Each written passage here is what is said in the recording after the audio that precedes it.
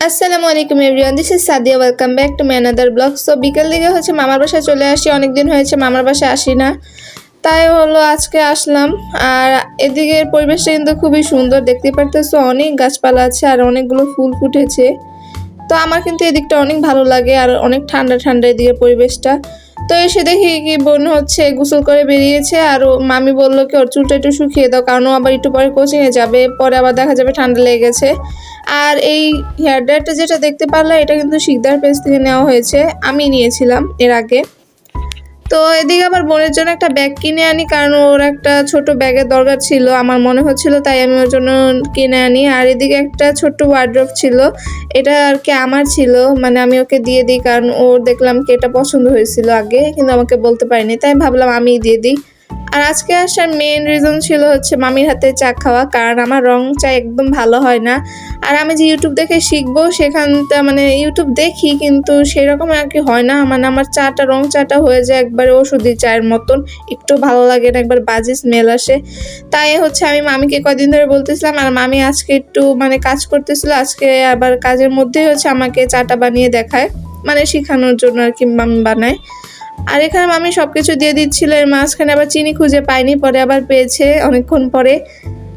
মামির হাতে রং চা কিন্তু খুবই মজা হয় আর অনেক গ্রান আসে সুন্দর। এর আগে আমি অনেকবার খেয়েছি, ভাবছিলাম যে মামিকে বলবো, কিন্তু পরে আর বলা হয় নাই, তাই কালকে বলছিলাম। তো আজকে আসলাম মামির বাসায়। আর এদিকে কতগুলো পাজল দেখতে পাচ্ছ, এগুলো কিন্তু সব আমার ভাইয়ের। আমার মামা আমার বড় ভাইকে দিয়েছিল যখন ও ছোট ছিল, তখন থেকে এটা আমি সামলিয়ে রাখছি, আর আমিও এটা দিয়ে অনেক খেলাধুলা করেছি। আর আমি এতটাই যত্ন সহকারে রেখে দিছি যে একটা এই পর্যন্ত হারায়নি, আর একটা প্যাকেটও ছিঁড়ে নেই, কত সুন্দর, এখনো একবারে আগের মতন পারফেক্ট আছে। তো এগুলো দেখলে কিন্তু ছোটবেলার কথা এখন অনেক মনে পড়ে যায়, সারাদিন এগুলো নিয়ে পড়ে থাকতাম, খাবার দাবারের কোনো টাইম টেবিল ছিল না, আম্মু ডেকে ডেকে খাবার খাওয়াইতো, আর সারাদিন এগুলো নিয়ে খেলাধুলা করতাম। এগুলো দেখলে এখন অনেক মনে পড়ে, খুবই খারাপ লাগে। আজকালের বাচ্চারা তো শুধু মোবাইল নিয়ে পড়ে থাকে, কিন্তু আমাদের সময় আমরা খেলাধুলা নিয়ে সারাদিন পড়ে থাকতাম। আর এই কিউট ওয়ার্ড্রোবটা আমার বোনের পছন্দ হয়, কিন্তু আমাকে বলে না, কিন্তু আমি দেখে বুঝতে পারি যে ওর এটা ভাল লাগে, তাই ভাবলাম যে বোনকে দিয়ে দিয়ে ও টুকিটাকি জিনিস রাখবে, ছোট মানুষ ছোট জিনিস, কত কিউট এটা। ও অনেক কিন্তু খুশি ছিল। তো যাই হোক, মামি আবার আমাকে বললো রং চা দিয়ে কি দিয়ে খাবে, আমি বললাম মুড়ি হলেই চলবে, কিন্তু মামি আবার ভাইকে বাইরে পাঠিয়ে আবার চকলেট বিস্কিট আনায়, আবার চিপস আনায়। তো আমি বললাম আমি এইসব ঝামেলার কি দরকার ছিল, মুড়ি হলেই তো চলে, রং চা তো এমনিতেই মজা লাগে। তো মামি বললো কি থাক। তো এই তো এখানে চিপস ছিল, তারপর ছিল চকলেট বিস্কিট, আর এখানে চকলেট বিস্কিটে কিন্তু খুবই মজা ছিল। নর্মালি এই বিস্কিটে এমনিতেই খাওয়া হয়।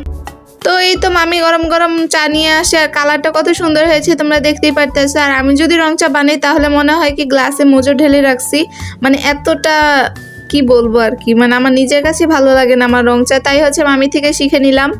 আর 2-3 বার ট্রাই করলেই আমি পারবো। আর এদিকে ভাই বলতেছিল কি আমাকে যেন না দেখা যায়, কিন্তু আমি তাও ভিডিও করছিলাম। তোমাদের কাছে কিন্তু এই রং চাটা বানানো খুবই নর্মাল হতে পারে, বাট যে পারে না তার কাছে কিন্তু এটা খুবই কঠিন। যেমন আমি পারি না, আমি অনেকবার ট্রাই করেছি রং চা বানানোর, বাট দেখা যায় কি ওষুধই চায়ের মতন হয়ে গেছে।